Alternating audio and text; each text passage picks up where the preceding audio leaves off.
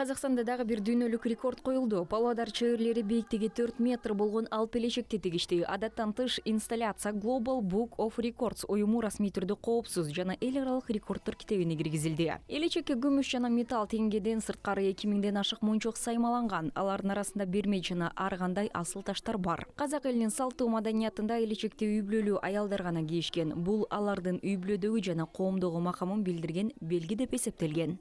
Казакстан улуттук кийимдери тек гана сахнада эмес, барша мына көчөдө.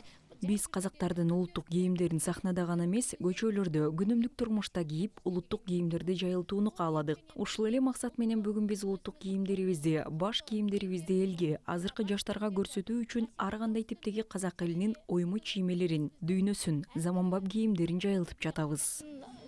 Ою өрнекте әдемі қазіргі заманауи үлгідегі киімдерін насихаттап, халыққа, қазіргі жастарға көрсету мақсатында болдық.